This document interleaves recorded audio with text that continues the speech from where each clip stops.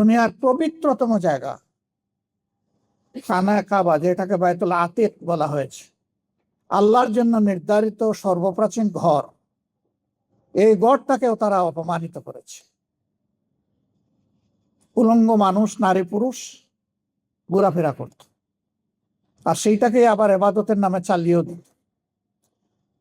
মূর্তি দিয়ে ঠাসা ঠাসা করে রেখেছে। তাওহীদের আওয়াজ সেখানে বুলন্দ করার পরিবেশ ছিল, শেষ করে দেওয়া হয়েছে। নারী জাতিকে মানুষ গণ্য করা হতো না। যারা কালো তাদের কোনো মর্যাদা ছিল না।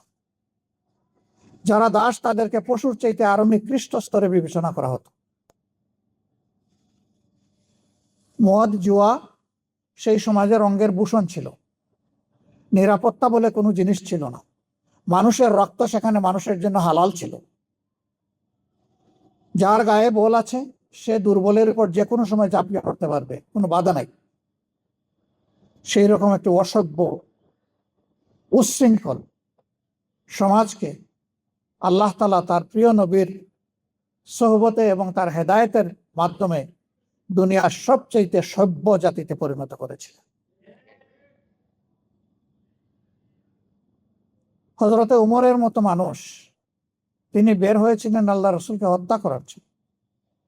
সেই হত্যাকারীকে আল্লাহ তাআলা ওই সফরে হেদায়েত দিয়ে দুনিয়ার একজন শ্রেষ্ঠ মানুষে পরিণত করল।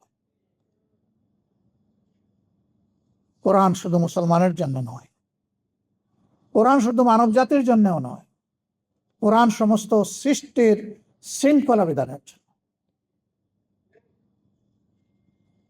এই জন্য মানুষকে শুধু মানুষের উপর দায়িত্ব দিয়ে পয়দা করা হয়নি, মানুষকে পয়দা করা হয়েছে তামাম সৃষ্টির উপর শৃঙ্খলা বিধানের দায়িত্ব। তাই একটা অবুঝ প্রাণীর প্রতি একজন মানুষের কি আচরণ হবে সেটাও কিন্তু আল্লাহ তাআলা শিখিয়ে দিয়েছেন, কোনো কিছু বাদ রাখা। এই কোরআনী শাসন যেখানে যখন, অথবা ওহীর শাসন যেখানে যখন প্রতিষ্ঠিত হয়েছে, সেই সমাজের মানুষ শান্তি এবং সম্মান দুটি জিনিস পেয়েছে। আর যখনই আল্লাহর শিক্ষা থেকে মানব জাতি দূরে সরে গেছে, তখনই অশান্তি এবং অপমান তাদেরকে কাবু করে বসেছে।